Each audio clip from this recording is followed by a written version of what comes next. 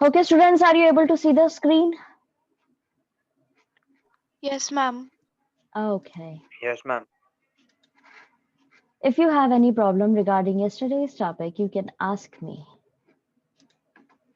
No ma'am, Okay. पर ma'am ये वाली जो है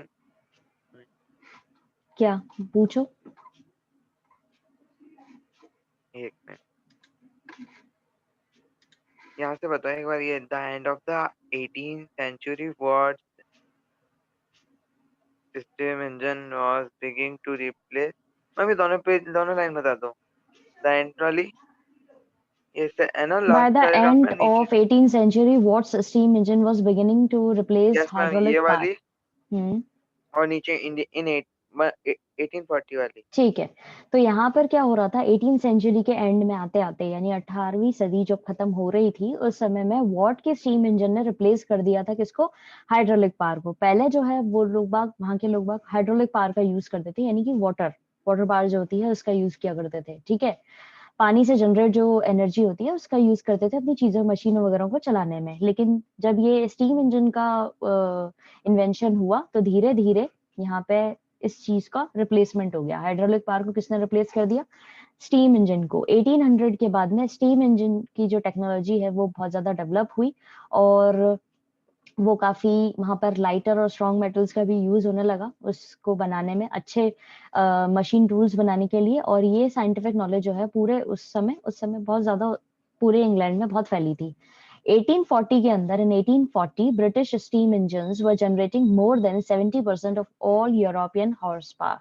अब ब्रिटिश स्टीम इंजन्स जो थे वो इतनी ज्यादा पावर जनरेट कर रहे थे कि ऑल ओवर यूरोपियन कंट्रीज के अंदर जितनी हॉर्स पावर जनरेट हो रही थी उसमें से सिर्फ उनका पूरा टोटल में से 70% तो सिर्फ ब्रिटिश के अंदर ही हो रहा था। ठीक है, ये स्टीम इंजन का यहाँ पर इन्वेंशन हुआ था और उसका यूज बताया गया है। हॉर्स पावर वो जो पावर्स होती है उसको उसके एक स्टैंडर्ड टर्म होती है, ये स्टैंडर्ड यूनिट होती है उसको कैलकुलेट करने के लिए कि कितने हॉर्स पावर का ये एनर्जी जनरेट कर रहे हैं। समझ आया?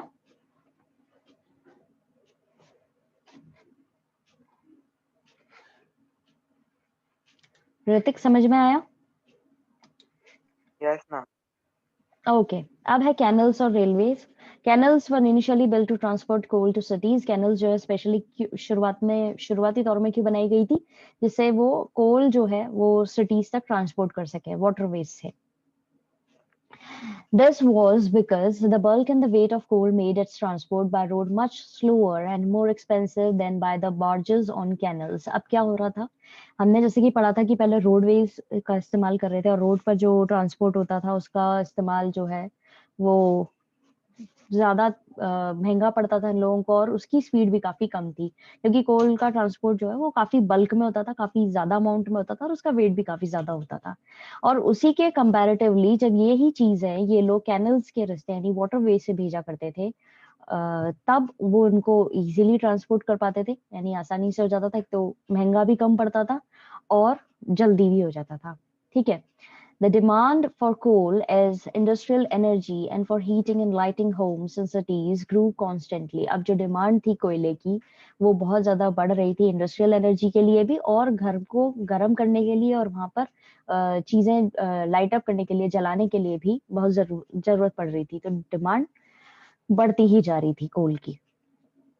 The making of the first English canal, the Worsley Canal, 1761 by James Brindley, 1716 to 1772। अब यहाँ पर जेम्स ब्रिंडले जो कि पैदा हुए थे 1760 में और जिनकी डेथ हुई थी 72 के अंदर, और इन्होंने सबसे पहले इंग्लिश कैनल बनाई थी। ठीक है, वो थी वर्सले कैनल, उसका नाम वर्सले कैनल था और ये बनाई गई थी 1761 के अंदर। याद रखेंगे, वन वर्ड टाइप जो क्वेश्चंस होते हैं उसमें भी आ सकता है और ऑब्जेक्टिव टाइप क्वेश्चंस में भी इस तरह से पूछा जा सकता है कि पहली इंग्लिश कैनल कौन सी थी, क्या उसका नाम था या कौन से वो ईयर में बनाई गई थी और किसके द्वारा बनाई गई थी। ठीक है, had no other purpose than to carry coal from coal deposits at Worsley near Manchester to that city. After the canal was completed, the price of coal fell by half। अब क्या हुआ, जब इन्होंने ये इंग्लिश कैनल बना दी, ठीक है, और इनका पर्पस सिर्फ ये था कि इनको कोल जो है कोल डिपॉजिट से लेकर के जो वर्सली में थे वहां से इनको, जो कि मैनचेस्टर के पास में है, वहां से उनको ये सिटी मतलब शहर तक लेके जाना था। जब इन्होंने कैनल कंप्लीट कर दी, तब प्राइसेस जो थी कोल की वो आधे से भी ज्यादा दाम में गिर गई।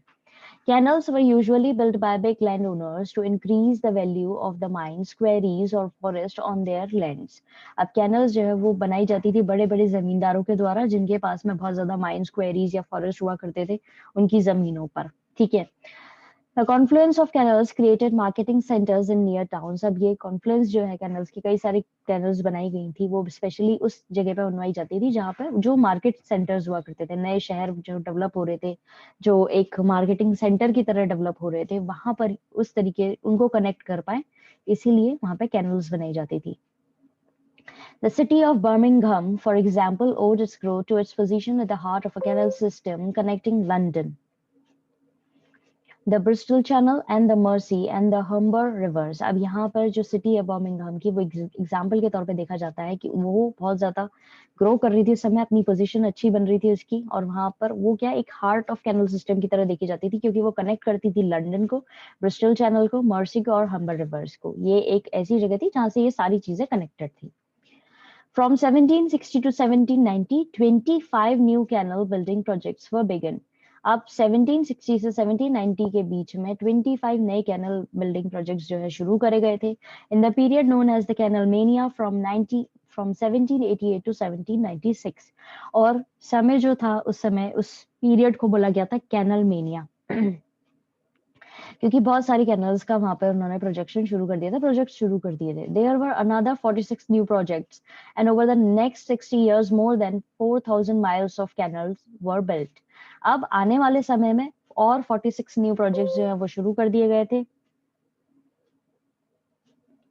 और वहां पर 60 साल में, आने वाले 60 साल के अंदर करीब 4000 माइल्स जो है कनेक्ट कर दिए गए थे कैनल्स बना बना करके। यानी इतनी दूरी उन्होंने कैनल्स के अंदर पूरा एरिया जो है कवर कर लिया था, जिससे वो पूरी तरीके से ट्रांसपोर्ट कर सके। इन दो पैराग्राफ्स के अंदर अगर आपको कुछ समझ में नहीं आया है, कोई दिक्कत है, तो आप लोग पूछ सकते हैं।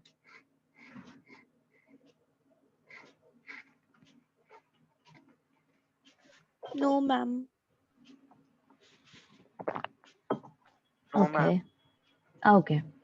अब पहला स्टीम लोकोमोटिव जो है वो स्टीफनसन्स रॉकेट का था, अपीयर्ड इन 1814, वो शुरू हुआ था 1814 में। Railways emerged as a new means of transportation that was available throughout the year, both cheap and fast, to carry passengers and goods. अब क्या हुआ था, रेलवे एक नए मीन्स ऑफ ट्रांसपोर्ट की तरह इमर्ज हो रही थी, बन के सामने आ रही थी। ठीक है, पूरे साल इन्होंने काफी ये पूरे साल अवेलेबल रहती थी, और ये सस्ती भी थी और फास्ट भी थी। ये पैसेंजर्स के साथ साथ सामान भी एक जगह से दूसरी जगह तक ट्रांसपोर्ट कर पा रही थी।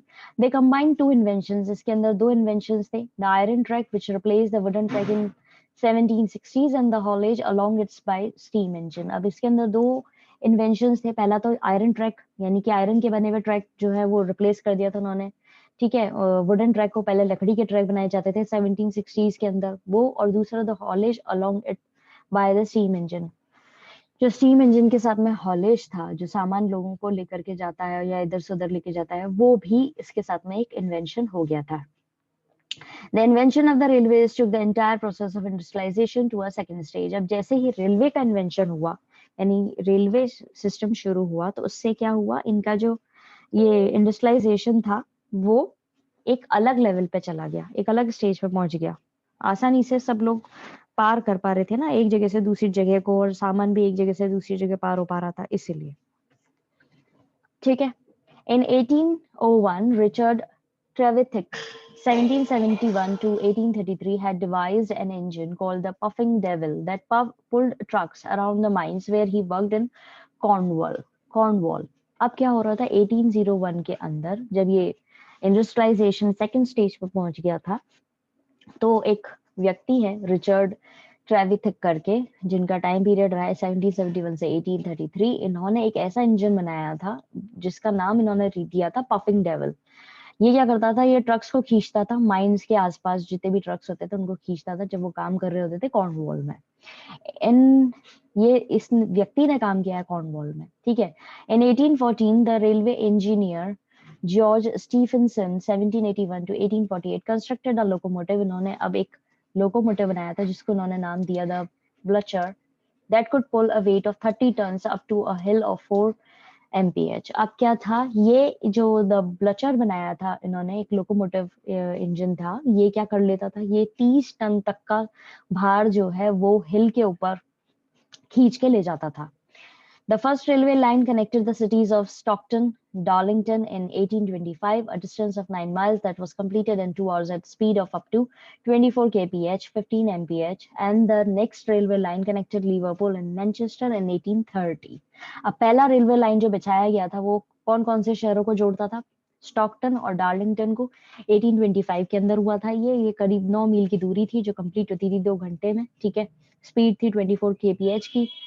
और दूसरी रेलवे लाइन जो है वो कनेक्ट करती थी लिवरपूल और मैनचेस्टर को 1830 के अंदर, 5 साल बाद, ठीक है। With in 20 years speed two of 30 to 50 miles an hour were usual. और 20 साल लगे इनको अपनी स्पीड को बढ़ाने में, जो 30 से 50 मील की दूरी 1 घंटे में कवर अप कर लेती थी। यहाँ पे बेसिकली किस किसने कौन कौन सा इन्वेंशन किया है, और जो उन्होंने इन्वेंशन किया है उसमें कितना समय लगा, क्या गैप रहा, क्या टाइम पीरियड रहा, उस पर आपको ध्यान देना है। ज्यादा आपको यही चीज ध्यान देखनी है कि जैसे द ब्लचर है या पफिंग डेविल है, ये किसके द्वारा इन्वेंट किया गया था, कौन से साल में इन्वेंट किया गया था, क्या बेसिक इसके फीचर्स थे, ये सब चीजें याद रखनी है। इसकी जो डेट है वो आपको ध्यान रखनी है, बजाय ये नहीं ध्यान रखना कि रिचर्ड ट्रेविथिक जो है वो कब पैदा हुए, कब उनकी कौन सा उनका डेथ ईयर था, ये इतना नहीं आएगा। बेसिकली इन्होंने जो इन्वेंट किया था वो कौन से साल में इन्वेंशन किया है, और क्या इन्वेंशन किया और क्या उसके फीचर्स थे, वो बेसिकली आपको ध्यान रखना है, ठीक है। In the 1830s the use of canals revealed several problems। अब ये 1830s के अंदर जो ये कैनल्स का यूज करते थे उससे काफी सारी प्रॉब्लम्स इनके सामने आई। The congestion of vessels made movement slow on certain stretches of canals, and the frost, flood or drought limited the time of their use। अब जो कंजेशन था वेसल्स के अंदर जो ये कंजेशन रहता है, चीजें फंस जाती है, भर जाती है, उससे मूवमेंट जो है वो काफी कम हो गया था, स्लो हो गया था। और कैनल्स के अंदर चीजें जो है प्रॉपरली वो ज्यादा ट्रेवल नहीं कर पा रहे थे। और फिर उसके बाद में यहाँ पे सर्दी भी बहुत ज्यादा पड़ रही थी, तो उसके चक्कर में कैनल्स जम जाती थी, तब भी ये लोग ट्रेवल नहीं कर पाते थे। कई बार फ्लड आ जाने के कारण भी ये ट्रेवल नहीं कर पाते थे, और ड्रॉट कभी सूखा पड़ जाता था तो वो सूख जाती थी, तब भी ये ट्रेवल नहीं कर पाते थे। एक लिमिटेड टाइम पीरियड रहता था इनके पास में जिसमें ये कैनल्स को as a transport means of transportation की तरह यूज कर सके। The railways now appeared as a convenient alternative। और रेलवेज जो है वो क्या, एक कंप्लीट अच्छे convenient alternative की तरह सामने आ रही थी। About 6,000 miles of railways was open in Britain between 1830 and 1850। अब आपको अगर ध्यान हो, अभी हमने पढ़ा है कि 4,000 माइल्स जो हैं इनको लगे थे कैनल्स बनाने में, ठीक है, कैनल्स का यूज करने में।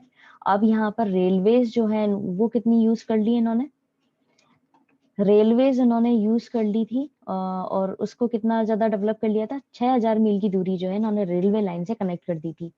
और ब्रिटेन के अंदर 1830 से 1850 के दौरान ये चीज हुई है। Most of it in 2 short burst. और ये बहुत ही 2 बार में काम हुआ था इनका, थोड़े समय में हुआ था। During the little railway mania of 1833 to 37, 1400 miles of lines was built। अब लिटिल रेलवे मेनिया पहले था कैनल मेनिया, अब रेलवे मेनिया भी हो गया है। 1833 से 37 यानी 4 साल के अंदर ही इन्होंने 1400 मील की दूरी जो है वो कवर अप कर ली थी ड्यूरिंग द बिगर मेनिया। अब रेलवे मेनिया 2 तरह का हुआ है, एक लिटिल हुआ है और एक बड़ा हुआ है।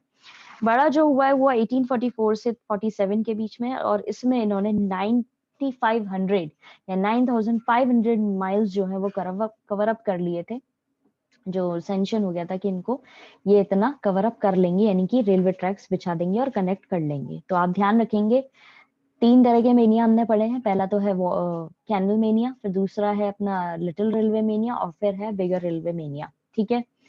They use vast amounts of coal and iron. यहाँ पर इन्होंने इस्तेमाल किया है बहुत ज्यादा अमाउंट में कोल और iron. Employed large number of workers and boosted activity in the construction and public works industries. और इन्होंने काफी ज्यादा लोगों को हायर किया था काम करने के लिए, और कंस्ट्रक्शन और पब्लिक वर्क जो है इंडस्ट्रीज को लेकर के वो भी बहुत ज्यादा हुआ है। Most of England had been connected by railway by 1850। और बहुत ज्यादा मतलब काफी ज्यादा इंग्लैंड का काफी हिस्सा जो है वो बेसिकली किससे कनेक्टेड था, 1950 के अंदर रेलवे से कनेक्टेड था।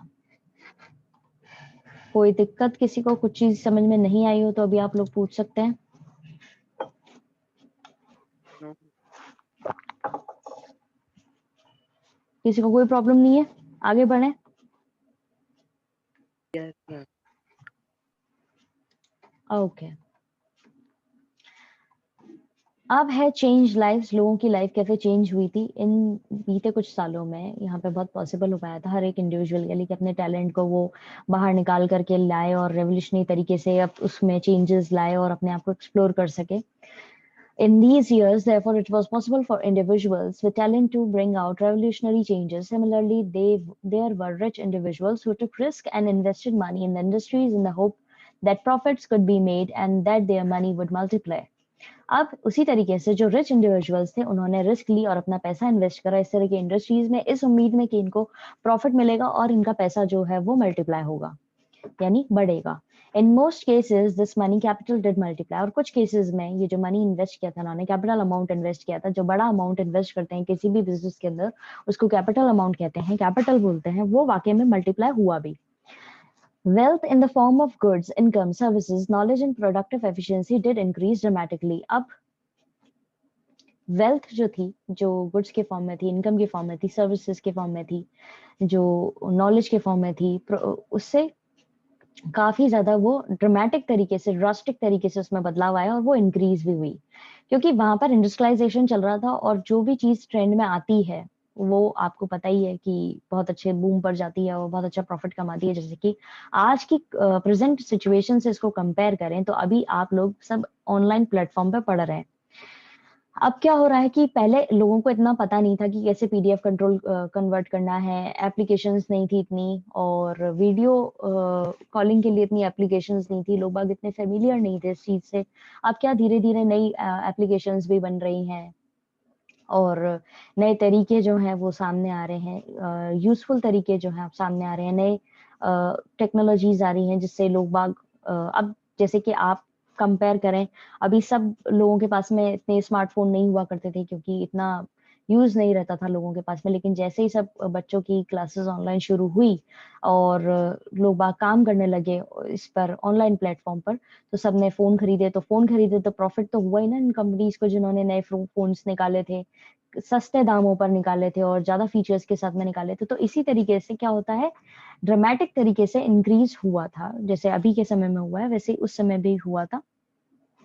ठीक है, there was at the same time a massive negative human cost. अब उसी समय में एक नेगेटिव चीज भी सामने आ रही थी। This was evident in the broken families, new addresses, degraded cities and uplink working conditions in the factories. अब यहाँ पर जो नेगेटिव चीज आ रही थी वो क्या थी, एक बहुत नेगेटिव ह्यूमन कॉस्ट, मतलब इंसानों को अपनी कॉस्ट देनी पड़ रही थी, एज इन एक उनकी कीमत लग रही थी काम की, क्योंकि उस समय में वर्किंग कंडीशंस जो है वो इतनी फेवरेबल नहीं थी, ह्यूमन पर्सपेक्टिव से देखा जाए तो सही नहीं थी। काफी आवर्स का उनको काम करवाया जाता था और उनको बेसिक चीजें नहीं प्रोवाइड कराई जाती थी और बहुत ही खराब कंडीशंस में, बस उनको जो ये वेल्दी लोग थे उनका बस मेन ये एम रहता था कि उनको प्रॉफिट चाहिए होता था। वो ये नहीं देखते थे कि वर्कर्स मर रहे हैं या परेशान हो रहे हैं या उनकी सहूलियत के लिए, उनकी फैसिलिटीज के लिए कुछ प्रोवाइड कराना चाहिए या नहीं कराना चाहिए। और स्पेशली इस तरह की फैक्ट्रीज के अंदर, जो दूसरी फैक्ट्रीज हुआ करती थी वहां पर विमेन और जो छोटे बच्चे हुआ करते थे वो काम करते थे,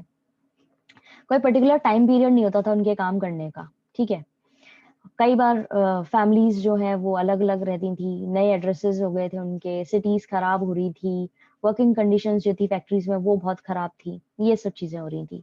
the number of cities in England with the population of over 50,000 grew from 2 in 1750 to 29 in 1850। अब जो नंबर ऑफ सिटीज थी इंग्लैंड के अंदर, वो वहां पे पॉपुलेशन थी 50,000 की, जो बढ़कर के डबल हो गई थी 1750 में और 29 हो गई थी 1850 के अंदर।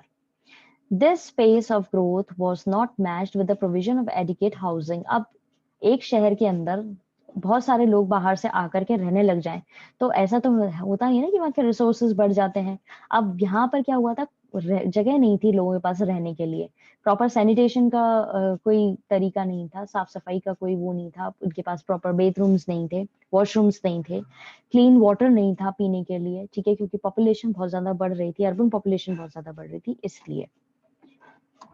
अब newcomers were forced to live in overcrowded slums in the congested central areas of town near factories, while the rich inhabitants escaped by shifting to homes in the suburbs where the air was cleaner and the water safe to drink. अब जो नए बाहर के लोग आ रहे थे उनको वो मजबूर थे कि उनको ओवर क्राउडेड जगह स्लम एरियाज जो होते हैं वहां पर रहना पड़ रहा था, और जो कि जो नए शहर बन रहे थे फैक्ट्रीज के आसपास वहां पर रहना पड़ रहा था, और जबकि जो रिच लोग थे वो क्या, वो दूर दराज के एरियाज में सबर्ब्स में जाकर के रह रहे थे, आउटस्कर्ट्स में जाकर के रह रहे थे।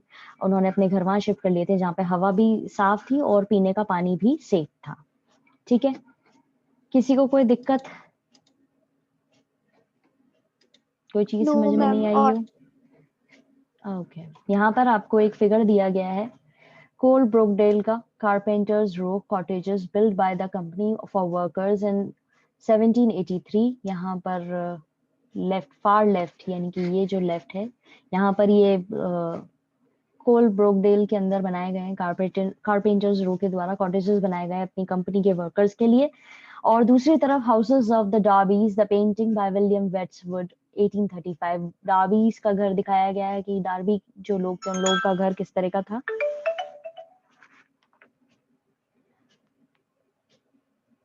ठीक है, और उनको उनके घर कितने लेविश हैं, और आप देख सकते हैं कि दूसरी तरफ जो वर्कर्स के घर हैं वो कितने खराब कंडीशंस में बने हुए हैं। तो ये एक पिक्चर है। ठीक है, देन द वर्कर्स की क्या कंडीशन थी उसके बारे में हम जानेंगे। एक सर्वे हुआ था 1842 के अंदर जिसमें रिवील हुआ था कि कम से कम एवरेज लाइफ स्पैन जो है वर्कर्स का वो कितना कम हो गया था। वहां पे सोशल ग्रुप्स जो थे सोसाइटी सिटीज के अंदर उनका क्या था, 15 years बर्मिंघम और 17 in Manchester and 21 year in derby.